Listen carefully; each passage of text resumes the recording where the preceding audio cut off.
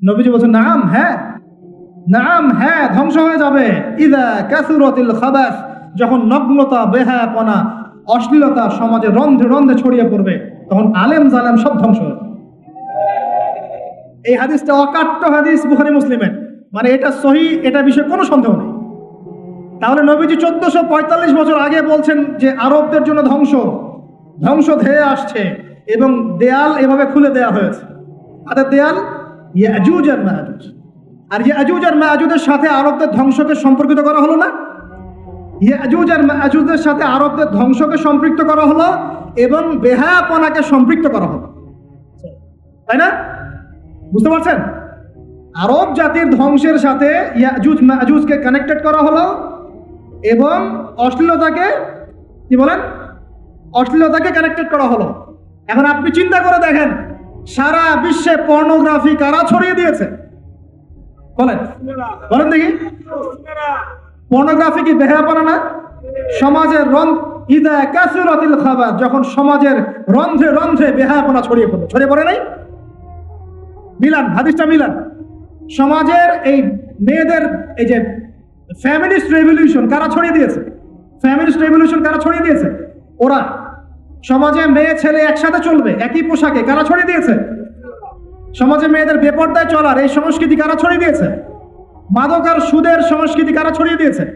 সবচেয়ে বড় কথা, free sex, open sex, free sex, জেনা, ব্যভিচার, পর্নোগ্রাফি, এগুলো কারা ছড়িয়ে দিয়েছে?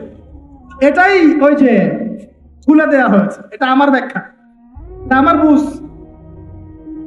পৃথিবীর এমন কোন রাষ্ট্র বাকি রাখে নাই তারা এগুলো ছড়াতে, এমন কোন রাষ্ট্র বাকি নেই। তাহলে সব জায়গায় ছড়িয়ে পড়বে না ইয়াজুজ মাজুজের ফিতনা? ছড়িয়ে পড়েছে। আল্লাহ পাক আমাদেরকে এই পশ্চিমা গোলক ধাঁধা থেকে হেফাজত করুন। আমি আমাদের সংস্কৃতি নিয়ে আমরা বুক ফুলায় বাঁচবো ইনশাআল্লাহ, আমাদের সংস্কৃতি নিয়ে আমরা চলবো ইনশাআল্লাহ। আমাদের কোরআন আছে, হাদিস আছে, আমাদের নবী আছেন, আমাদের সাহাবীরা আছেন, আমাদের দিন আছে ইনশাআল্লাহ। আমাদের অন্য কাউকে প্রয়োজন আছে? এখন আজকের যে কথাটা বলতে চাচ্ছি, যে আমরা যদি আমাদের জীবনটা কাজে লাগিয়ে আল্লাহ পাকের রেজামন্দি হাসিল করতে চাই, সমকালীন ফিতনাময় প্রেক্ষাপটটা আরো কঠিন বেশি। আগের প্রেক্ষাপটটা যতটা কঠিন ছিল, আস্তে আস্তে প্রেক্ষাপট কি হচ্ছে? আরো কঠিন হচ্ছে। যেমন পুরো বিশ্বের ক্ষমতা একসময় মুসলিমদের হাতে ছিল, এখন আছে কি? পুরো বিশ্বের অর্থনৈতিক চালিকা শক্তি একসময় মুসলিমদের হাতে ছিল, এখন কি আছে? পুরো বিশ্বের আপনার বিজ্ঞান প্রযুক্তি বলেন, সামরিক বিষয়গুলো বলেন, সেনাবাহিনী বলেন, হ্যাঁ, রাষ্ট্রীয় কাঠামো বলেন, খেলাফা বলেন, যত বড় বড় কথা শব্দগুলো, এগুলো একসময় মুসলিমদের হাতে ছিল। কাদের হাতে ছিল? এখন কি পুরো বিশ্বের কন্ট্রোল মুসলিমদের হাতে আছে? পুরো বিশ্বের অর্থনৈতিক কন্ট্রোল আছে? পুরো বিশ্বের পলিটিক্যাল কন্ট্রোল, পুরো বিশ্বের এই যে বড় বড় অস্ত্রশস্ত্রগুলো মুসলিমদের হাতে আছে? মিডিয়াগুলা, প্রযুক্তি। তো এখন প্রেক্ষাপট তাহলে আরো বেশি জটিল। তার উপরে আবার সামাজিক ফিতনা আছে, বেপর্দার ফিতনা আছে, সমকামিতা আছে, পর্নোগ্রাফি আছে, জুয়া আছে, কিশোর গ্যাং আছে, মাদকাসক্তের সয়লাভ আছে, বেপর্দা নারীদের সয়লাভ আছে না? মিডিয়ার প্রোপাগান্ডা আছে, জুলুম আছে, কত কি আছে। এই সব কিছু মিলায় এই যুগে তো চলা আরো কঠিন কিনা? এই যুগে চ্যালেঞ্জটা আরো কঠিন কিনা? এজন্যই এরকম একটা যুগের কথা বলে নবী সাল্লাল্লাহু আলাইহি ওয়াসাল্লাম সুসংবাদ দিয়েছেন আমাদেরকে। কি সুসংবাদ? নবীজি বলছেন, ইন্না মিন ওয়ারাকুম জামানা সাবরিন, বলেন সাল্লাল্লাহু আলাইহি ওয়াসাল্লাম, তোমাদের সামনে একটা কঠিন সময় আসছে, কঠিন সময়। উদাহরণ দিতে গিয়ে নবীজি বলছেন, সময়টা এমন কঠিন যে হাতের মধ্যে আগুন ধরাটা যতটা কঠিন, হাতে ঈমান ধরে রাখা অত কঠিন হবে। আগুন ধরা কঠিন না সহজ? আগুন ধরা কঠিন না সহজ? নিঃসন্দেহে কঠিন। তাহলে ঈমান ধরে রাখাটাও হবে ওই রকম কঠিন। তার মানে বুঝতে পারছি, এখন আমরা যারা ঈমান নিয়ে চলাফেরা করার দাবি করছি কিন্তু ওই রকম হিট ফিল করছি না, তাহলে ঈমানেও সমস্যা নাকি? আচ্ছা, নবীজি বলছে সুসংবাদ হচ্ছে, ওই জামানাতে যদি তোমরা আমার সুন্নতের উপরে অটল থাকতে পারো, ভালো করে শোনেন দিনী ভাইরা, ওইরকম ফিতনাময় পরিবেশে কঠিন জামানায় যদি তোমরা আমার সুন্নত, আমার আদর্শের উপরে অটল থাকতে পারো, আল্লাহ পাক তোমাদেরকে 50 জন শহীদ সাহাবীর নেকি দিবে। তাহলে আমাদের তো পথ পেয়ে গেলাম, আমরা কি এই সমাজ থেকে এখন পালিয়ে যাব? না, এখানে থেকেই পরিবর্তনের চেষ্টা করবো। কোনটা? ব্যাস, আমাদের কাজও পেয়ে গেলাম। এখন এই পুরো কাজ, নিজে আমল করা, দিন শেখা, পরিবার, সমাজ, দিনের দাওয়াত, এই সব কিছুকে একসাথে রেখে, সামনে রেখে মোটামুটি ভাবে 5টা কাজ আমাদেরকে করতে হবে। রাজি আছেন ইনশাআল্লাহ? কয়টা কাজ করবো ভাই? আসলে বললে অনেক বলা যায়, কিন্তু এতগুলো আপনি মনে রাখতে পারবেন না। আর আমি একটা জিনিস আপনাদেরকে বলে দেই, যে একদিনের ওয়াজ মাহফিল দিয়ে দিন কায়েম হবে না। কথা বুঝতে পারছেন? এই যে ওয়াজ হলো, আয়োজন হলো, আপনারা আসলেন, লেকচার শুনলেন, আমি আসলাম 8 ঘন্টা জার্নি করে, আবার 8 ঘন্টা জার্নি করে গেলাম, 1-1.5 ঘন্টা আলোচনা করলাম, এটাই সব কিছু না। এখানে আপনাদের নিবেদিত প্রাণ কিছু ভাই তৈরি করতে হবে, যারা এখানে দিনের মেহনত করবেন, দাওয়াতের মেহনত করবেন, শিক্ষা প্রতিষ্ঠান করে তুলবেন, একটা কমিউনিটি গড়ে তুলবেন। এক কথা, একটা ইসলামী কমিউনিটি গড়ে তুলবেন। এটা না হওয়া পর্যন্ত একদিনের মাহফিল দিয়ে কিচ্ছু হবে না। তা আপনারা কি একদিনের মাহফিল করতে চান, না দিনের দাওয়াতের কাজ সারা জীবন করতে চান? কোনটা? আল্লাহ কবুল করুন। না, এই জন্যই বলেছি, এবার আরো অনেক কথাই বলেছি, সামনে আরো শুনবেন ইনশাআল্লাহ, যে এই রাতের বেলা এই যে সারা রাত জেগে জেগে ওয়াজ করা, 11টা 12টা 1টা, হ্যাঁ, এই সুন্নতটা চেঞ্জ করতে হবে। এই সুন্নতটা কি করতে হবে? চেঞ্জ করতে হবে। সর্বোচ্চ রাত 10টা যথেষ্ট। কারণ হচ্ছে, এখান থেকে যদি বাসায় যাই, রাস্তায় তো আমার 4-5-6 ঘন্টা চলে যাবে, রাতের ঘুম নাই। এভাবে যদি দিনের পর দিন কেউ রাতে না ঘুমায়, শরীর ভালো থাকবে? ওই রকম সতেজ মাথা নিয়ে কি দিনের কাজ করতে পারবো? আর আপনারা রাত জেগে জেগে ওয়াজ শুনলেন, ফজরের নামাজ নাই, লাভ হলো? এজন্যে এবার অনেক মাহফিল আমি নিজেও ক্যান্সেল করে দিয়েছি। ভাই, মাহফিল আমি এভাবে করতে পারবো না, আল্লাহর ওয়াস্তে মাপ চাই। যদি বাদ জোহর বা বাদ আসর বলেন, যেতে পারবেন। তাহলে বাসায় গিয়ে রাত্রেবেলা ঈশার নামাজ পড়ে ঘুমানো যাবে, ফজরের পর থেকে পড়াশোনা করা যাবে। মানে সুন্নতের খেলাফ কোনো কাজ করে কিন্তু দিন কায়েম হবে না ইনশাআল্লাহ। আমি আশা করি অন্যান্য ওলামায়ে কেরামরাও এগুলো নিয়ে কথা বলবেন, এবং আমাদের এই যে চলমান একটা রাত জাগার একটা মানে খারাপ অভ্যাস, এটাকে দূর করতে হবে। এই জন্য 11টা ঠিক আছে, 11টা টাইম পারফেক্ট। তা আমরা ওই 5টা বিষয় শিখবো ইনশাআল্লাহ। তার আগে বলছিলাম, একদিনের ওয়াজ দিয়ে কিচ্ছু হবে না, আপনাদের মধ্যে কিছু নিবেদিত প্রাণ মানুষ তৈরি করতে হবে। প্রত্যেকটা জায়গায় একটা করে দারুল ইলম, মানে জ্ঞানের মার্কাজ দরকার। কিসের দরকার? এখানে মসজিদ, মাদ্রাসা, ঈদগাহ সব মিলে একটা ক্যাম্পাস থাকতে হবে। এখান থেকে দিনই ইলম শেখানো হবে, ছেলে মেয়েদেরকে দিন শিক্ষা দেওয়া হবে, মা বোনদের জন্য দিন শেখার ব্যবস্থা থাকবে, জেনারেল শিক্ষিত ভাইদের জন্য কোর্স থাকবে, দাওয়াতের মেহনত থাকবে। এভাবে যখন একটা কমিউনিটি গড়ে উঠবে, তখন বাংলাদেশের মধ্যে আরো আমূল পরিবর্তন আসবে ইনশাআল্লাহ। আল্লাহ পাক আমাদের সবাইকে এই কথাগুলো বোঝার তৌফিক দান। তো কথা বললে ভাই অনেক কথা বলা যায়, মোটা দাগে 5টা আমাদের কর্তব্য এখন আল্লাহ পাক আমাদের সবাইকে করার তৌফিক দান করুন। এক নাম্বার হচ্ছে, দুনিয়ায় সফল হতে, পরকালে আল্লাহ রেজামন্দি হাসিল করতে এবং দিন ইসলামকে আল্লাহর জমিনে বিজয়ী করতে সর্বপ্রথম আমাদের ঐক্যবদ্ধভাবে যে কাজটা করতে হবে, সেটা হলো আল্লাহর দ্বীনের জ্ঞান শেখা, আল্লাহর দ্বীনের ইলম অর্জন করা। একদম মুখস্থ করে নেন আজকের লেকচার। কি অর্জন করা? ইলম অর্জন করা, দ্বীনি ইলম অর্জন করা। আপনি দুনিয়াবি ইলমে ডক্টর, ইঞ্জিনিয়ার, পাইলট, ব্যারিস্টার, জজ যাই হন, দ্বীনি ইলম অর্জন করতে হবে। আপনি যেই হন না কেন, যে কেউ হন না কেন, দ্বীনি ইলম আপনাকে অর্জন করতে হবে। কতটুকু অর্জন করতে হবে? কতটুকু? যতটুকু অর্জন করলে আমি শিরক চিনতে পারি, তাওহীদ চিনতে পারি, আমি সুন্নাত চিনতে পারি, বেদাত চিনতে পারি, আমি হালাল চিনতে পারি, হারাম চিনতে পারি, আমি হক চিনতে পারি, বাতিল চিনতে পারি, আমি ঈমান ভঙ্গের কারণ জানতে পারি, আমি ওযু, গোসল, নামাজ, ইকামত, হ্যাঁ, কালিমা, আমাদের এই যে বুনিয়াদী শিক্ষা, দ্বীন ইসলামের বুনিয়াদী শিক্ষা আমাকে অর্জন করতেই হবে। রাজি আছেন ইনশাআল্লাহ? বাংলাদেশের বহু মানুষ নামাজ ঠিক মতো পড়তে জানে না, বহু মানুষ ওযু করতে জানে না, বহু মানুষ ইস্তেনজাও করতে জানে না, আর বহু মানুষ কোরআন তেলাওয়াতও করতে জানে না। কোরআন তেলাওয়াত বিশুদ্ধ করে না শিখলে আপনি আজান দিতে পারবেন না, ইকামত দিতে পারবেন না, আপনি নামাজে দাঁড়িয়ে আল্লাহু আকবার বলে সানা পড়তে সূরা ফাতিহা পড়তে, আরেকটা সূরা মেলাতে, রুকুর তাসবিহ, সিজদার তাসবিহ, তাশাহুদ, দুরুদ, মাসুরা এগুলো শুদ্ধ করে পড়তে পারবেন না।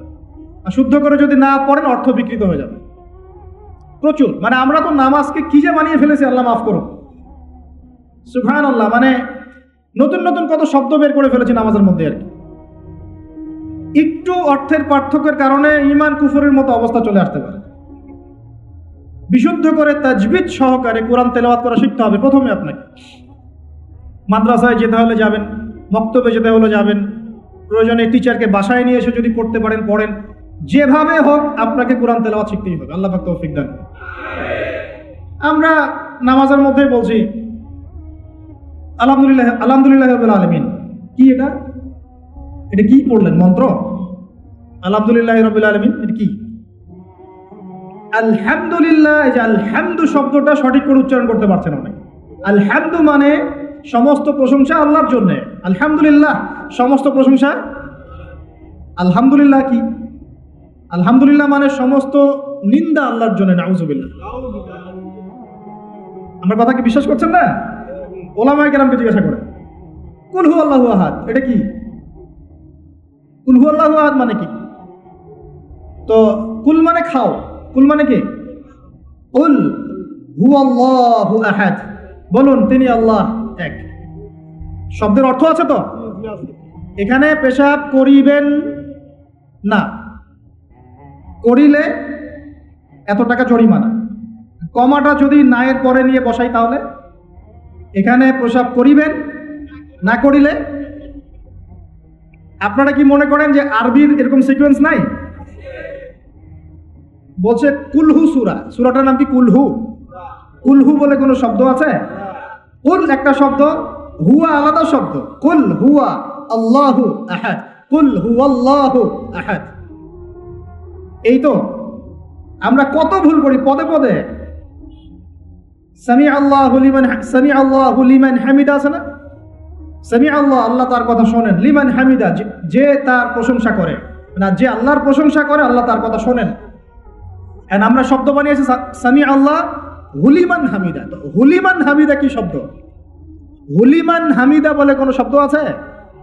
সামি আল্লাহু লিমান হামিদা, সামি আল্লাহু লিমান হামিদা। তো এই যে পদে, আমি বলতে গেলে নামাজ নিয়ে রাত পার হয়ে যাবে।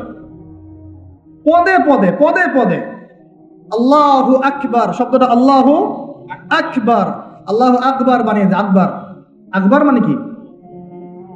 অনেকের আজান শুনে মনে হয় যে গিয়ে একটা পিটন লাগাই দিয়ে, ইকামত শুনলে মনে হয় যে একটা পিটন লাগাই দেয়। কাতকা মাতিস সালা, কাতকা মাতিস সালা, এটা আবার কি? এগুলো কি? মানে এই যে এগুলো কেন হচ্ছে জানেন? একটাই কারণে, কারণ বিশুদ্ধ করে আমরা কুরআনুল কারীম তেলাওয়াত করা শিখছি না। তো দিন কায়েম করবে, দাওয়াতের কাজ, মেহনত, জিহাদ, ইকামতে দিন, কত বড় বড় কথা। আর বেসিক এই কুরআন তেলাওয়াত করা শেখার নাম নাই। আমরা ইয়াংদের মধ্যে একটা সমস্যা দেখছি এখন, ফ্যান্টাসি। ফ্যান্টাসি ফ্যান্টাসি মানে আগে হয়তো মানে বিপথে ছিল, হেদায়েত পেয়েছে, ইসলামের দিকে এসেছে। এখন অনেক বড় বড় স্বপ্ন, মাশাআল্লাহ, স্বপ্ন দেখা ভালো, বড় বড় স্বপ্ন, বড় বড় ইচ্ছা। অনলাইনে বসে গরম করে ফেলছে একদম, ফেসবুক গরম, ইউটিউব গরম, হ্যাঁ, ব্লগ দিয়ে ভর্তি গরম। কিন্তু বেসিক যে কোরআন তেলাওয়াতটা করা শিখবে সেটা ঠিক নেই। 3 মাস কোরআনটা তেলাওয়াত করা শিখবে একজন আলেমের কাছে নাই। এটা কোর্স লঞ্চ করে দেন 6 মাস, 6 মাস ক্লাস করবে না, প্রথমে 1 মাস ক্লাস করে পরের নাই, 5 মাস নাই। এইভাবে ভাই দিনের হয়তো সামান্য কিছু খেদমত হতে পারে, সামগ্রিক পরিসরে ইসলাম বিজয়ী হবে না। এক কথায় আমরা যদি এই যুগের আবু বকর, ওমর, ওসমান, আলী রাদিয়াল্লাহু আনহুম আজমাইন হতে না পারি, তাহলে এই যুগের সেই ইসলামী খেলাফা বাস্তবায়িত হবে না। এটা হলো মূল কথা। এই পথের প্রথম কাজটাই হচ্ছে দ্বীনি ইলম অর্জন করা। ইলম অর্জন করাটা আপনার জন্য কি? নফল, মুস্তাহাব, সুন্নত না ফরজ? এটা কে বলেছেন? রাসূলুল্লাহ সাল্লাল্লাহু আলাইহি ওয়াসাল্লাম বলেছেন, তালাবুল ইলমি ফরিদাতুন আলা কুল্লি মুসলিম। তালাবুল ইলম মানে জ্ঞান অর্জন করা, ফরিদা ফরজ মানে কি? ফরজ মানে বাধ্যতামূলক। আলা কুল্লি মুসলিম, কুল্লি মানে কি? প্রত্যেক। কুল্লি মানে কি?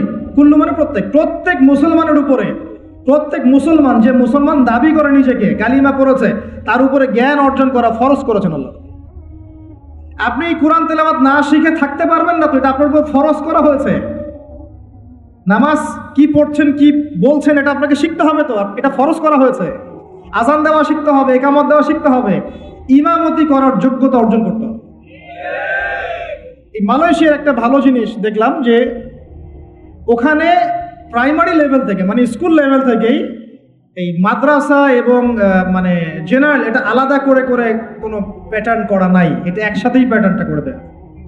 মানে আপনি স্কুলে ভর্তি হলে স্থানীয় স্কুলে বা কলেজে যেভাবে তারা সিস্টেম করেছে, ইসলামের বুনিয়াদী শিক্ষাটা বাধ্যতামূলক শিখতে হবে।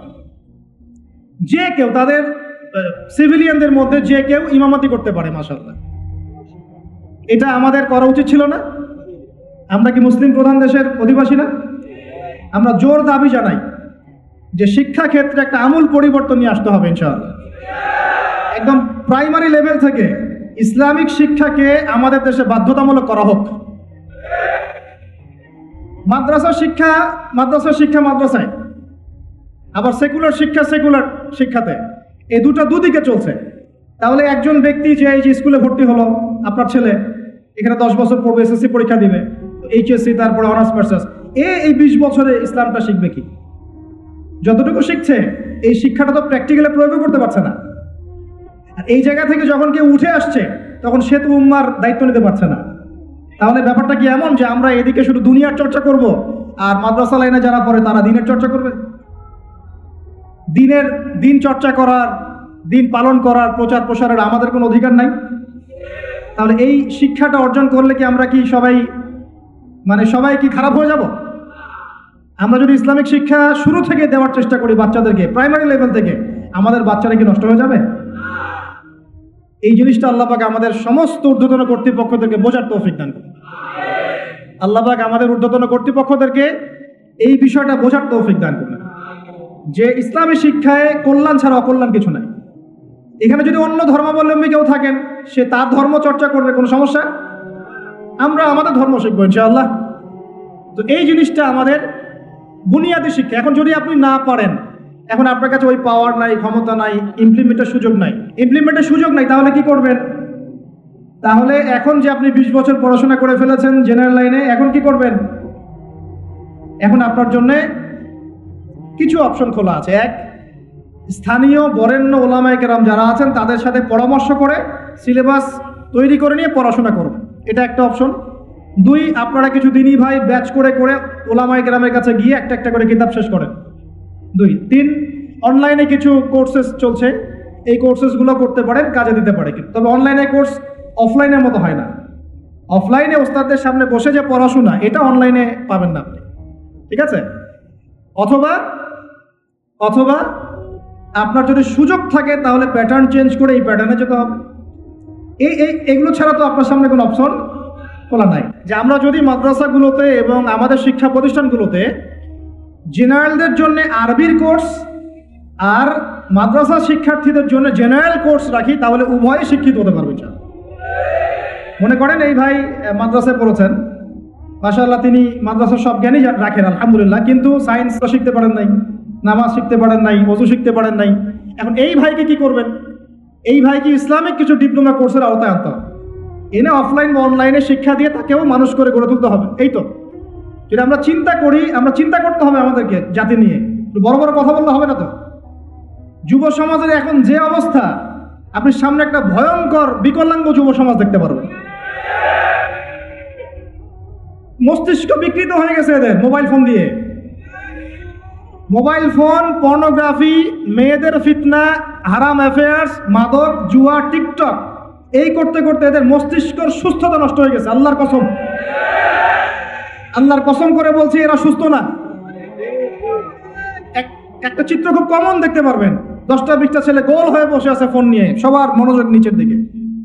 ওয়ার্ল্ডে কি হচ্ছে, আসমানে কি হচ্ছে, জমিনে কি হচ্ছে, কোথায় মুসলিমদের উপর বোম পড়লো, কোনো ফিকিরই নাই ওর। আপনি মনে করেছেন যে এই যুব সমাজ আগামীতে দেশের হাল ধরবে? আমি হলফ করে বলতে পারি কোনোদিন দেশের উপকার করতে পারবে। আপনি নষ্ট করে ফেলছেন যুব সমাজকে, নষ্ট করে ফেলছেন। এদেরকে সুস্থতার দিকে নিয়ে আসতে হলে ইসলামী শিক্ষার কোনো বিকল্প নাই, নামাজের কোনো বিকল্প নাই। এদেরকে সামাজিক কাজে লাগিয়ে দিতে হবে, সোশ্যাল কাজে, সামাজিক উন্নয়নমূলক কাজে, এই যে মানবতার সেবামূলক কাজে, প্র্যাকটিক্যাল কিছু কাজে, কিছু বানাও, কিছু করো, সায়েন্স নিয়ে ঘাটাঘাটি করো, কিছু প্রযুক্তি উদ্ভাবন করো, তোমরা কিছু করো। দেখেন আমরা যত কিছু ব্যবহার করি সব কিছু কিন্তু ইহুদি খ্রিস্টানদের। এই যে আমি যে মাইকে কথা বলছি, এই মাইকে ইসলামের বড় বড় কথা বলছি, এই মাইকটাও দেখা যাবে যে মুসলমান তৈরি করে নেয়। তাহলে এটা কি কাম্য ছিল? আর এই বিশ্বের যত শিক্ষার বুনিয়াদ, এই বুনিয়াদের শিক্ষা দিয়েছে মুসলিমরা। বিশ্বাস না করলে খালি আপনি 1200 বছর ইতিহাসটা পড়ে দেখেন। ইবনে সিনার নাম শুনেছেন? চিকিৎসা বিজ্ঞান দাঁড়িয়ে আছে ইবনে সিনার উপরে, নাম শুনেনি? জাবির ইবনে হাইয়ারের নাম শুনেছেন? এই কেমিস্ট্রি না থাকলে আপনি ওষুধ তৈরি করতে পারবেন না। কেমিস্ট্রি না থাকলে কি পারবেন না? মেডিসিন তৈরি করতে পারবেন না। এটা দাঁড়িয়ে আছে কেমিস্ট্রি জাবির ইবনে হাইয়ারের উপরে, যে কি ইউরোপে বলে গ্যাবর ইবনে হাইয়ান। এরকম নাম প্রচুর আছে। আপনি এই যে ম্যাথামেটিক্সের কথা বলেন, জ্যোতির্বিদ্যার কথা বলেন, তারপরে প্রাণীবিদ্যার কথা বলেন, এই রক্ত সংবহন যন্ত্রের কথা বলেন, এক একটা সাবজেক্ট ধরে ধরে দেখেন, সবগুলার গোড়ার মধ্যে আমাদের মুসলিম মনীষীদের অবদান আছে।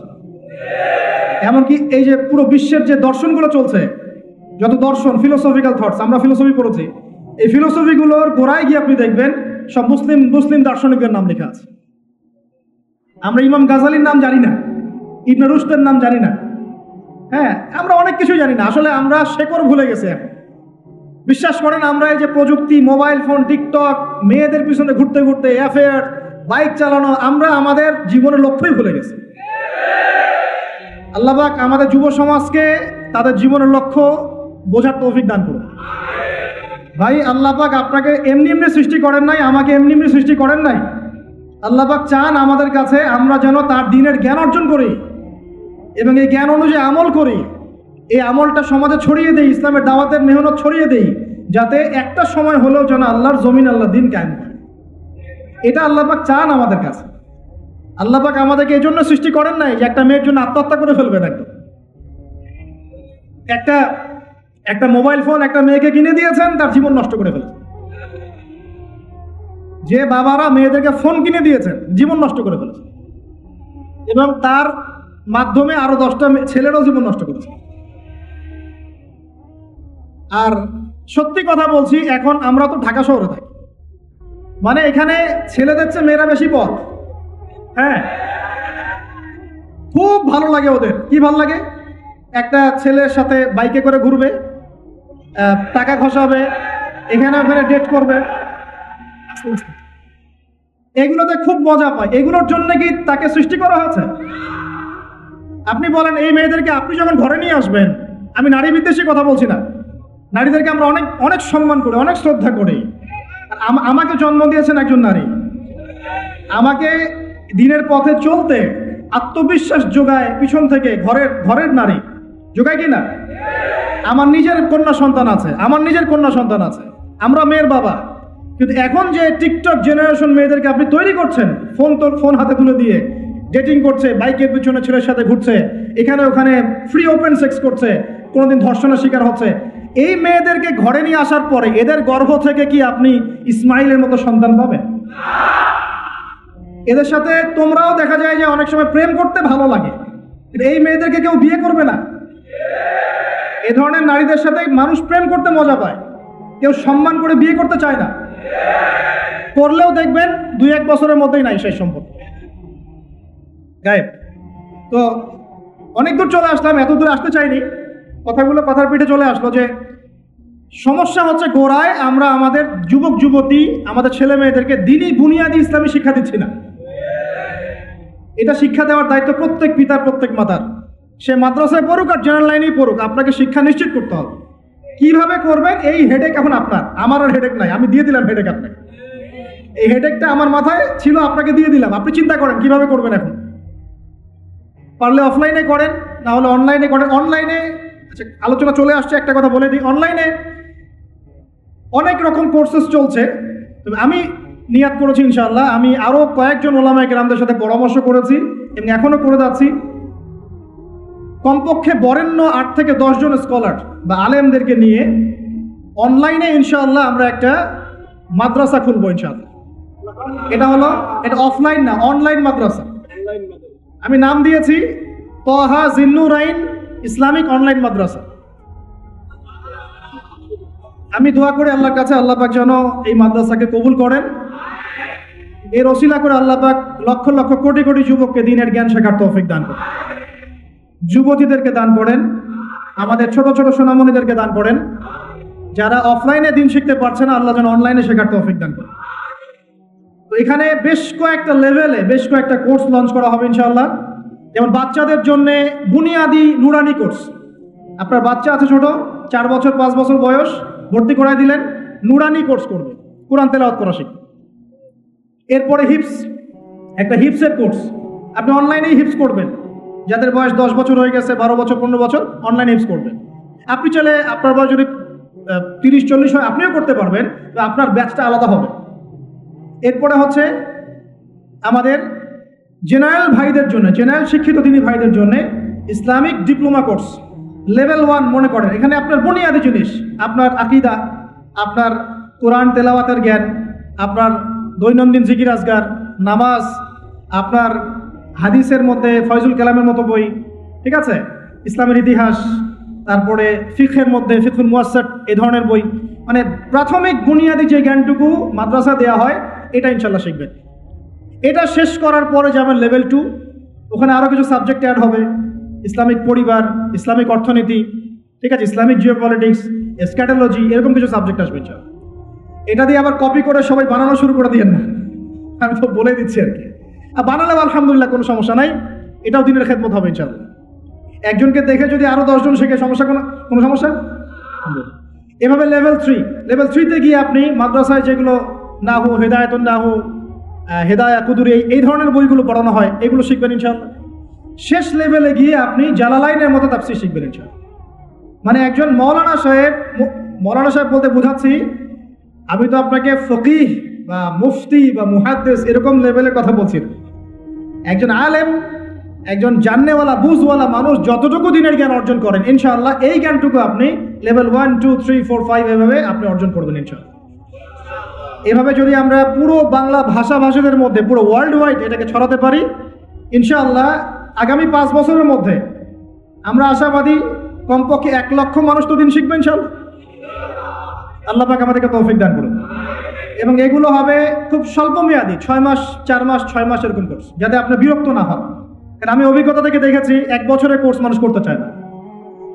দিনী বোনদের জন্য কোর্স থাকবে, এবং দিনী বোনদের ক্লাস নেবেন মহিলা টিচাররা ইনশাআল্লাহ। দিনী বোনদের ক্লাস নেবেন মহিলা টিচাররা ইনশাআল্লাহ।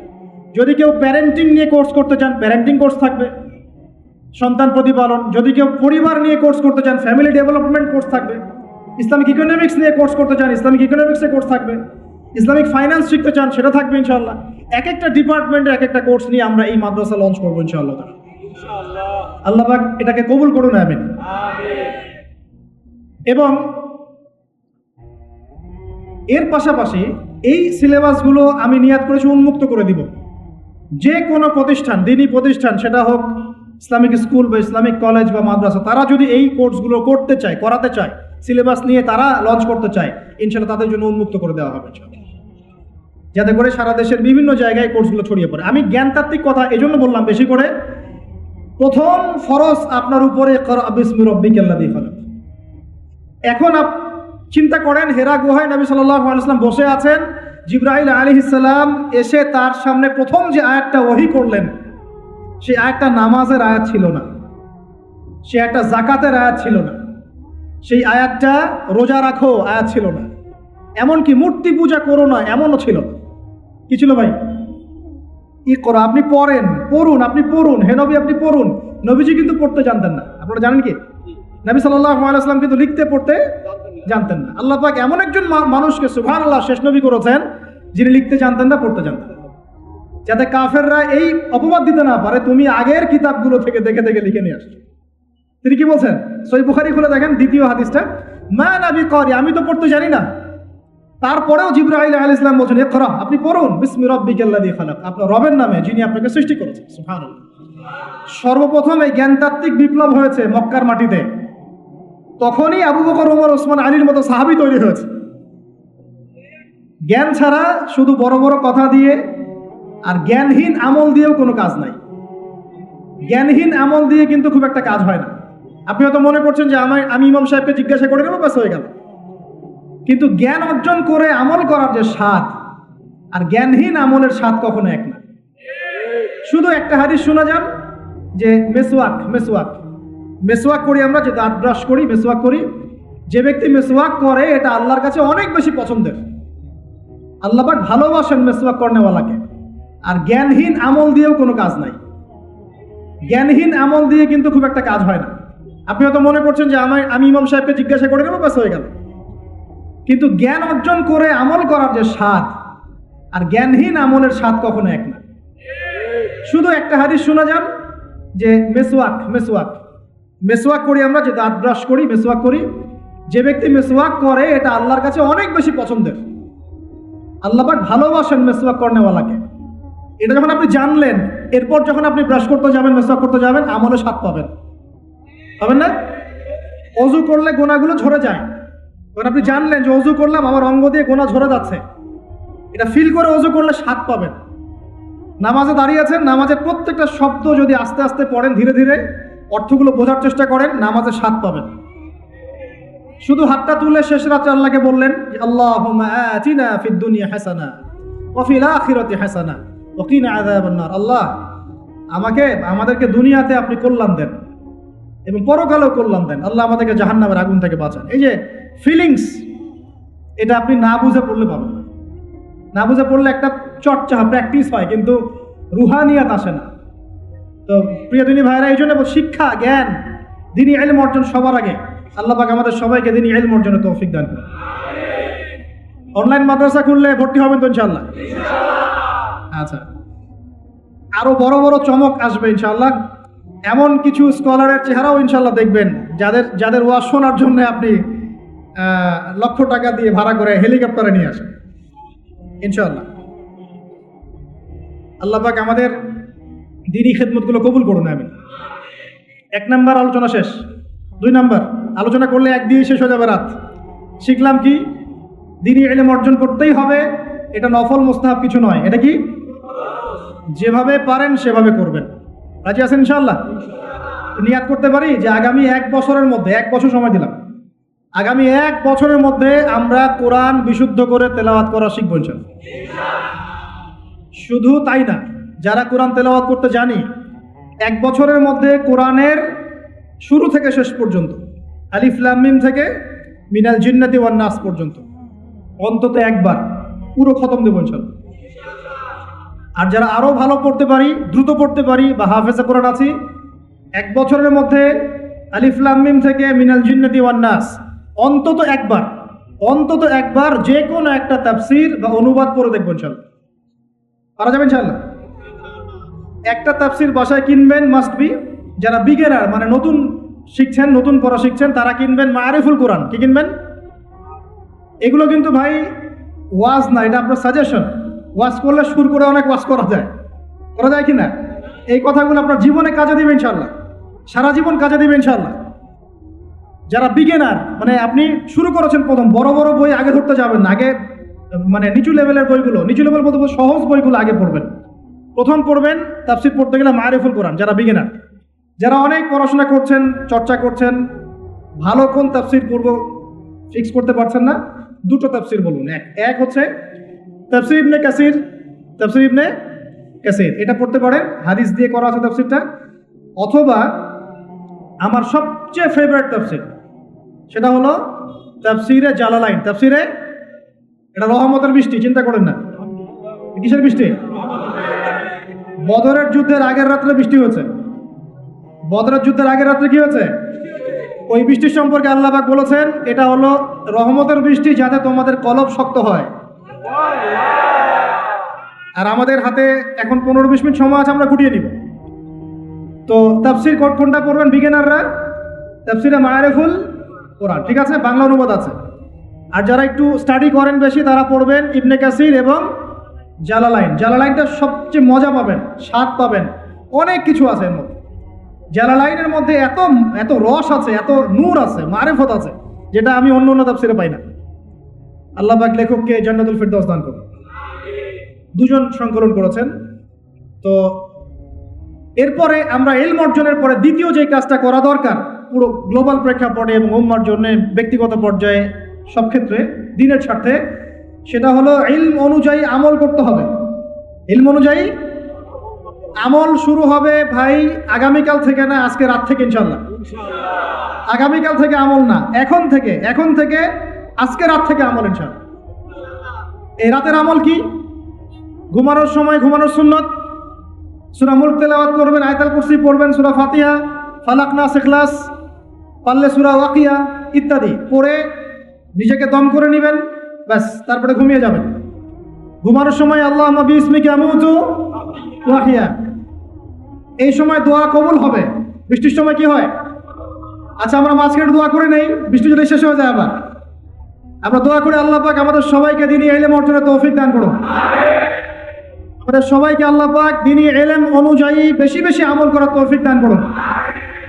আল্লাহ পাক বক্তা শ্রোতা সবাইকে, খাস করে আমাদের যুব সমাজকে আল্লাহ পাক লম্বা নেক হায়াত দারাজ করুন। আল্লাহ পাক আমাদের সবাইকে আদর্শ পরিবার করে দিন। আমাদের সন্তানদেরকে আল্লাহ পাক মানুষ করার তৌফিক দান করুন। আমাদেরকে আল্লাহর ঘর জিয়ারতের তৌফিক দান করুন। আল্লাহ পাক আমাদের সবাইকে দিন রাত দাওয়াতের কাজ করার তৌফিক দান করুন। আল্লাহ পাক আমাদের সবার মধ্যে যে অসুস্থতাগুলো আছে সমস্ত অসুস্থতা আল্লাহ দূর করে দিন। আল্লাহ পাক আমাদের হায়াতে রিজিকে বরকত দান করুন। আল্লাহ পাক আমাদের মা বোনদেরকে পর্দায় থাকার তৌফিক দান করুন। আল্লাহ পাক আমাদের সমাজ, আমাদের রাষ্ট্র, আমাদের প্রশাসন, আমাদের সরকার সবাইকে হেদায়েত করুন। আল্লাহ পাক আমাদের মধ্যে আপোষে মিল মহব্বত দান করুন। আল্লাহ পাক আমাদেরকে আল্লাহর জমিনে আল্লাহর দ্বীন কায়েমের তৌফিক দান করুন। 2 নম্বর কাজ, ইলম অনুযায়ী আমল করা। ইলম অনুযায়ী আমল শুরু হবে কালকে থেকে, এখন থেকে। আমল করা মানে হচ্ছে এক কথায় আমাদের জীবনের প্রতিটা কাজ রাসূলুল্লাহ সাল্লাল্লাহু আলাইহি ওয়াসাল্লামের সুন্নাহ মাফিক করব ইনশাআল্লাহ। রাজি আছি তো ইনশাআল্লাহ? এই ঘুম থেকে শুরু হবে। আপনার ঘুমটা এখন সুন্নাহ মাফিক হবে, আমারটা কিন্তু হবে না। এই যে রাত্রে করে আমরা জার্নি করছি, এটা সুন্নাহ মাফিক হচ্ছে না। আল্লাহ কাছে মাফ চাই, আল্লাহ পাক ওজর দেখবেন ইনশাআল্লাহ। তবে অভ্যাস করবেন এশার নামাজের পরেই কি করতে? ঘুমাতে, যাতে করে তাহাজ্জুদে আপনি উঠতে পারেন। ওই বরকতময় সময় আল্লাহ পাক প্রথম আকাশে নেমে আসেন। কিভাবে নেমে আসেন এটা বোঝার বা জানার দরকার নাই আমার।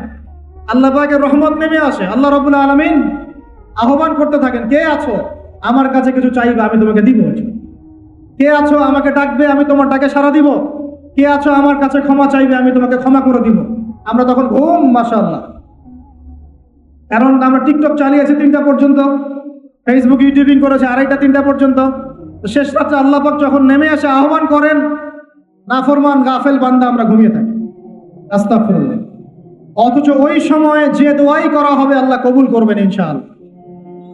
আমাদের দোয়ার অভাব, কত দোয়া, কত চাওয়ার জন্য হুজুরের কাছে আসতে হয় না। চাওয়ার জন্য শেষ রাত্রে জায়নামাজে দাঁড়িয়ে যান, আল্লাহ কবুল করবেন ইনশাআল্লাহ। শেষ রাত্রে যদি আমরা জাগতে না পারি আমাদের দ্বারা দিন কায়েম হবে না ভাই। সাহাবীরা যারা বদর, উহুদ, খন্দকে যুদ্ধ করেছেন তারা শেষ রাত্রের দরবেশ ছিলেন। দরবেশ, শেষ রাত্রের দরবেশ, আর দিনের বেলা ঘোরসাওয়ার। কি বুঝলেন? শেষ রাত্রে দরবেশ মানে একদম আল্লাহওয়ালা মানুষ। শেষ রাত্রে চোখের পানিতে জায়নামাজ ভিজে যাইতো, দাড়ি ভিজে যাইতো। এই মানুষগুলো আবার দিনের বেলা ছুটতেন, ঘোড়া ছুটাতেন। তাদের হাতে ইসলাম বিজয় লাভ করেছে। অতএব শেষ রাত্রে জাগার অভ্যাস করে আল্লাহ পাক তৌফিক দান করুন। সাউন্ড শুনতে পাচ্ছেন? আচ্ছা, ঠিক আছে। তাহলে আমল শুরু হবে আজকে থেকে, রাত থেকে। তারপর দিন ঘুম থেকে উঠলেন, ফজর নামাজ জামাতে পড়বো না? নামাজের পরে তেলাওয়াত করবো না? জিকির আজকার করবো না? তারপর একটু পড়াশোনা করবো কিনা? খাওয়া দাওয়া কেমন হবে? 7 পেট নাকি? তবে সুন্নাহ মাফিক। কাফেররা খায় 7 পেট, কয় পেট? আর মুমিন বান্দা খায় পেটের 3 ভাগের 1 ভাগ। খাওয়ার টেবিলে হেরে গেলে যুদ্ধের মাঠে জিততে পারবেন না। খাওয়ার টেবিলে হেরে গেলে যুদ্ধের মাঠে জিততে পারবেন না। যুদ্ধ মানে আদর্শিক যুদ্ধের কথা বলছি, ইলেকশনের যুদ্ধের কথা বলছি না। ঠিক আছে, আল্লাহ মাফ করো। তো এই সিজনগুলো আসলে অনেক ভাই মারা যায় কিনা? আল্লাহ পাক আমাদেরকে আপোষের এই ফিতনা থেকে হেফাজত করুন। সব পশ্চিমা ষড়যন্ত্র, এগুলো কি সবকেই বলেন পশ্চিমা ষড়যন্ত্র। ভাইয়ে ভাইয়ে মারামারি লাগিয়ে দিয়ে নাকে তেল দিয়ে ঘুমায় ওরা। ভাইয়ে ভাইয়ে মারামারি লাগিয়ে দিয়েছে, ভাই ভাই, মুসলিম মুসলিম, ভাই ভাই, ওরা এখন মারামারি কর, আমরা নাকে তেল দিয়ে ঘুমাই। এই হলো অবস্থা। আর আমরা বুঝতেও পারছি না যেটা আমরা ওদের ষড়যন্ত্রের মধ্যে পড়ে গেছি। আল্লাহ আমাদেরকে মাফ করুন। অনেক ইসলামপন্থী ভাই এখানে নেমে পড়েন, কি মনে করে নামেন আল্লাহ ভালো জানেন। তবে জেনে রাখেন, এই পথে নবী সাল্লাল্লাহু আলাইহি ওয়াসাল্লামের দাওয়াত এবং ইকামতের দিন ছিল না। নবী সাল্লাল্লাহু আলাইহি ওয়াসাল্লামের পথেই দিন কায়েম হবে ইনশাআল্লাহ। আল্লাহ পাক আমাদেরকে পশ্চিমা গোলক ধাঁধা থেকে হেফাজত করুন। এখন আসেন ভাই, তাহলে আমরা আমাদের জীবনের প্রত্যেকটা কাজ যদি নবী সুন্নাহ মাফিক করি, এলেম অনুযায়ী আমল হয়ে যাবে ইনশাআল্লাহ। রাজি আছি তো ভাই? ব্যাস এতটুকু কথা। এখন শুধু কি ব্যক্তিগত আমলই আমার দিনের অন্তর্ভুক্ত, না আমার পরিবার, সমাজ, অর্থনীতিও আছে? কোনটা? আমার পারিবারিক জীবন তাহলে কার সুন্নত মোতাবেক চলবে, নবীর সুন্নত না পশ্চিমা সুন্নত? আর পরিবারগুলো পশ্চিমা সুন্নতে চলে না, পশ্চিমা কালচার। জন্মদিন করেন, বিবাহ বার্ষিকী করেন, আরো কত কি করেন, হ্যাঁ তাই না? সাজগোজ থেকে শুরু করে কাপড় চোপড়, পোশাক আশাক, বাথরুমের টয়লেট পর্যন্ত। বাথরুমের টয়লেট তো সব ইংলিশ নাকি? তো নবী সুন্নাহ মাফিক এখানে তো আপনি বসতে পারবেন না। নবী সুন্নাহ মাফিক এখানে আপনি বসতে পারবেন না। তো মালয়েশিয়ার একটা কনফারেন্সে বলে আসছিলাম যে নবী সুন্নাহ মাফিক বসা মানে হচ্ছে বাম পায়ে ভর দিয়ে ডান পায়ে একটু উঁচু করে বসা। ইলম অর্জন করতে থাকেন, হাদিসের মধ্যে পাবেন। নবী সাল্লাল্লাহু আলাইহি ওয়াসাল্লাম ইস্তেনজা করতে বসতেন বাম পায়ে ভর দিয়ে ডান পায়ে একটু উঁচু করে। যারা এভাবে বসে তাদের ইস্তেনজা খুব সুন্দর হয়, ক্লিয়ার হয়ে যায়। আর আপনি ইংলিশ টয়লেটে বসেন, দেখি কেমনে বসবেন, পারবেন? তাহলে এই যে বললাম, প্রতিটা জায়গায় ফিতনা, প্রতিটা জায়গায় ফিতনা। তো বাসায় অ্যাটলিস্ট এমন ওয়াশরুম রাখেন যেখানে নবী সুন্নাহ মাফিক ইস্তেনজা করা যায়। আর যখন সফর করবেন দেশের বিভিন্ন জায়গায়, তখন দেখবেন মাশাআল্লাহ আরো লেটেস্ট পদ্ধতি আছে। ছোট ছোট কিছু গামলা রেখে দেওয়া হয়েছে, ওখানে দাঁড়ায় করতে হবে, বসার কোনো অপশন নাই। আর সব সমান মাপের। মনে করেন একজন লম্বা 5 ফিট, একজন 6 ফিট, একজন 4 ফিট 3 ফিট।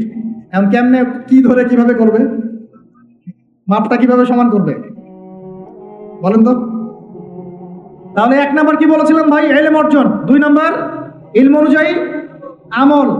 আর এই আমলটাকে শুধু ব্যক্তি জীবনে না, জীবনের সব ক্ষেত্রে আল্লাহ কবুল করুন।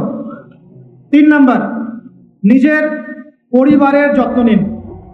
নিজের ইলম অর্জন করেছেন, আমল করছেন, এখন অনেক বড় বড় কথা অনেকে বলবে, আগে পরিবার ঠিক করেন। আগে কি করবেন? ব্যাস, পরিবার বলতে আপনার স্ত্রী সন্তান।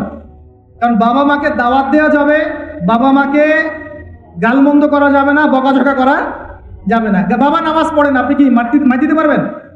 মা নামাজ পড়েন, আপনি কি মাইর দিতে পারবেন? পারবেন না। তবে এই যুগে কিছু হতভাগা আছে, এরা বাপ মাকেও গায়ে হাত তোলে না। এই যুগে এমন কিছু হতভাগা ছেলে মেয়ে জন্ম হয়েছে, আল্লাহ মাফ করুন, এরা পিতা মাতার সাথেও কি জঘন্য আচরণ করে। পিতা মাতা দোয়া নিবেন, যাদের সাথে পিতা মাতা দোয়া থাকে জীবনে সফল হবে ইনশাআল্লাহ। যার সাথে পিতা মাতার দোয়া নাই, অবস্থা খারাপ। আল্লাহ মাফ করবে আমাদেরকে। এখন পরিবার বলতে আপনার স্ত্রী সন্তান প্রথম প্রায়োরিটি পাবে। আর পিতা মাতাকে আপনি দাওয়াত দিবেন, নসিহত করে বোঝানোর চেষ্টা করবেন।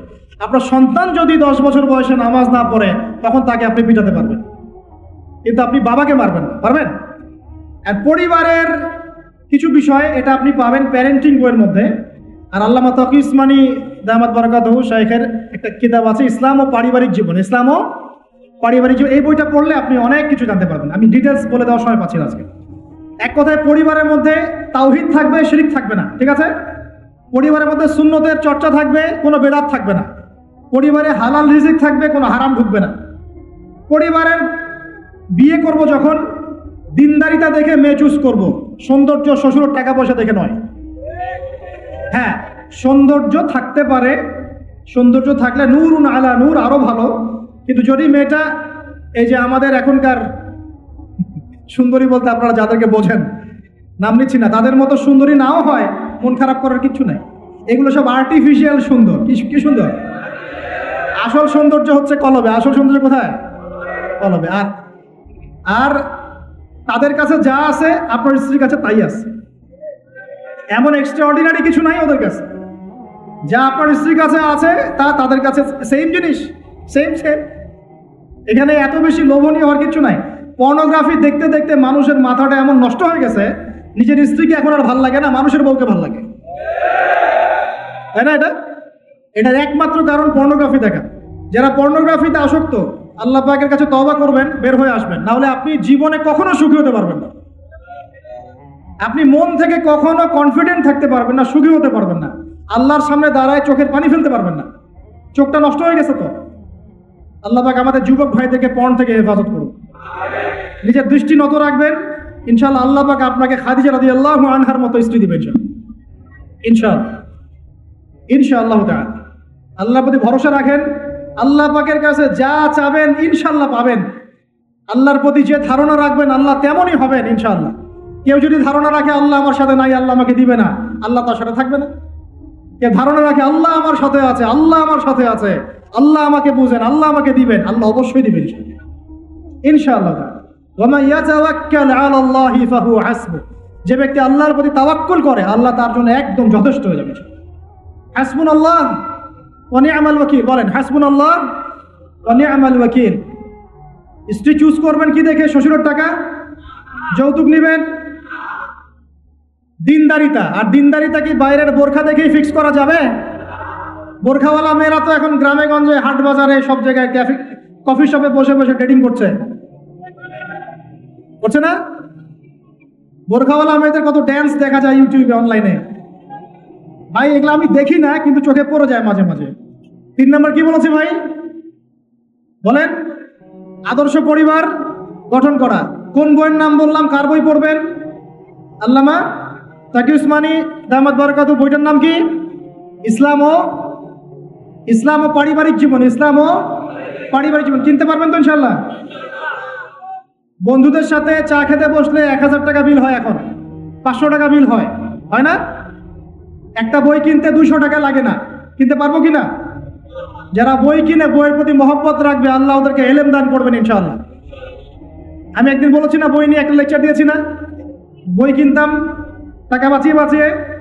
বিশ্বাস করেন এখন বই হাদিয়াই পড়ে শেষ করতে পারি না আমরা। হাদিয়ার পর হাদিয়া বই পড়ে আছে বাসা, শেষই করতে পারছি না। বইয়ের প্রতি মহব্বত রাখেন, আল্লাহ পাক আপনাকে অনেক জ্ঞান দিবেন ইনশাআল্লাহ। 4 নাম্বার, খুব শর্ট করে শেষ করি। 4 হচ্ছে আমাদের রিজিকটা হালাল করতে হবে। রাজি আছি ইনশাআল্লাহ? রিজিক হালাল মানে কি? রিজিকের মধ্যে কোনো সুদ থাকবে না। রিজিকে কোনো সুদ যে খায় সে মায়ের সাথে জেনা করে। সুদ যে খায় সে আল্লাহ এবং তার রাসূলের সাথে যুদ্ধ করে। আমি এমন একজন ব্যক্তির কথা শুনেছি যে সুদ খেত, আল্লাহ মাফ করুক তাকে, আল্লাহ মাফ করুক। আমাকে বলেছেন একজন, আমি শুনেছি এটা, যে ইন্তেকালের পরে দুনিয়াতেই পেটটা ফুলে গিয়েছে। নাউজুবিল্লাহ, আল্লাহ হেফাজত করুন। মেরাজের রাতে নবী দেখে এসেছেন সুদখোরের পেটের মধ্যে সাপ কিলবিল করছে, রক্তের নদীতে ফেলে মাথা ফাটিয়ে দেওয়া হচ্ছে। আল্লাহ এবং তার রাসূলের সাথে যুদ্ধ করে কেউ সফল হতে পারবে? আল্লাহর ওয়াস্তে সুদের চাকরিটা ছেড়ে দেই ভাই, আল্লাহর ওয়াস্তে ছেড়ে দেই, সুদের চাকরি ছেড়ে দেই। আল্লাহর হাতে আমার রিজিক, আল্লাহই খাওয়াবেন ইনশাআল্লাহ। সারা দুনিয়ার লক্ষ কোটি মাখলুককে আল্লাহ যদি খাওয়াতে পারেন, আমাকেও সুদ ছাড়া খাওয়াতে পারেন। খালি ধৈর্য ধরেন, রিজিক আসবেই ইনশাআল্লাহ। আর যেখানে ঘুষ সেখানে নাই, যেখানে ঘুষ সেখানে আমি নাই। এখানে ভাই যদি কোনো সরকারি কর্মকর্তা থাকেন বা কেউ যদি ঘুষের সাথে সম্পৃক্ত থাকেন, সরকারি বেসরকারি যেই হন, আজকে রাত্রে বাসায় গিয়ে খাস তওবা করে নেন। আল্লাহ, আমি জীবনে যত অর্থনৈতিক অন্যায় করেছি আমাকে মাফ করুন। আল্লাহ পাক মাফ করে দিবেন ইনশাআল্লাহ। এবং আগামী জীবনে ঘুষমুক্ত জীবন যাপন করার চেষ্টা করি, আল্লাহ তৌফিক দান করুন। অমুসলিমরা এখন এইসব সংস্কৃতি মেনে চলে, মুসলিমরা কেন মানবে না? মানা উচিত কিনা? আল্লাহ তৌফিক দান করুন। আর ব্যবসার মধ্যে কিন্তু অনেক রিজিক আছে। 10 ভাগের 9 ভাগই কোথায়? ব্যবসায়। শুধু চাকরির পিছনেই ছুটবেন না। আর চাকরি যদি করেন অনেস্টির সাথে করবেন, উদ্যোক্তা হন, অর্থনৈতিকভাবে নিজেকে স্বাবলম্বী করার চেষ্টা করেন, তারপরে বিয়ে শাদী করতে যান। আল্লাহ পাক তৌফিক দান করুন। না হলে ছেলে মানুষের সম্মান কমে যায়, ছেলে মানুষকে হাত পাততে হলেই সম্মান কমে যায়। তো প্রিয় ভাইরা, 4 নম্বর নসিহত খুব সংক্ষিপ্ত করে, আমাদের রিজিক হতে হবে কি ভাই? হালাল। আমি এমন আলেমকে চিনি, এমন আলেমের সোহবতে গিয়েছিলাম যে বাহিরের হোটেলের মুরগির গোশত, গরুর গোশত খায় না। অবাক হলেন তাই না? হজ করতে গিয়েছে, সেখানেও খায় না, ফল খেয়ে থাকে, কারো রুটি খেয়ে থাকে, দুধ খেয়ে থাকে। কারণ এই মুরগি যে জবাই করার সময় বিসমিল্লাহ বলা হয়েছে কোনো গ্যারান্টি নাই। এই গরু জবাই করার সময় বিসমিল্লাহ আল্লাহু আকবার বলা হচ্ছে কোনো গ্যারান্টি নাই। এখানে যদি ব্যবসায়ী ভাইরা থাকেন, আমি নসিহত করব, অনুরোধ করব, সব সময় জবাই করার সময় আল্লাহর নাম নিয়ে জবাই করব। আপনাদের হোটেলের এই পণ্য সবাই খাচ্ছে, একজনের জন্য সবাইকে হারামখোর বানাবেন না। আল্লাহর ওয়াস্তে মানুষকে হারামখোর বানাবেন না। বিসমিল্লাহি আল্লাহু আকবার বলে জবাই করবেন। আল্লাহ পাক তৌফিক দান করুন। সন্দেহ আছে না একটা? আচ্ছা, অতএব হালাল খাওয়ার চেষ্টা করি, আল্লাহ পাক তৌফিক দান করুন। এমন অবস্থা, মানুষ দাওয়াত দিলে আমরা এখন বলি, আমরা বলি যে আল্লাহর কসম দিয়ে বলছি, আপনি নিশ্চিত করেন এর মধ্যে কোনো হারাম টাকা নাই, তাহলে খাবো ভাই, না হলে খাবো। নিশ্চিত করতে পারলে খাবো, না হলে খাবো না। এভাবে রিজিকটাকে শক্ত করে হালাল করার চেষ্টা করি। আল্লাহ আমাদের সবাইকে তৌফিক দান করুন, আমিন। একটা দোয়া পড়লে হালাল রিজিক পাওয়া যায়, আমার সাথে পড়েন, আল্লাহুম্মা ইকফিনি বিহালালিকা আন হারামিকা ওয়া আগনিনি বিফাদলিকা আম্মান সিওয়াকা। এই দোয়াটা পড়লে ইনশাআল্লাহ হালাল রিজিকের প্রাচুর্য আসে। আল্লাহ তৌফিক দান করুন। আর পাঁচ নম্বর হচ্ছে ভাই, ইলম অর্জন, আমল, পরিবার গঠন এবং হালাল খাওয়ার সাথে আমাদের সবাইকে, প্রত্যেক মুসলিম ভাইকে, শুধু আলেম, দায়ী, মুআল্লিম, ইমাম সাহেব তাদের জন্য নয়, প্রত্যেক মুসলিম ভাইকেই কমপক্ষে পার্ট টাইম দাওয়াতি কাজ করতে হবে।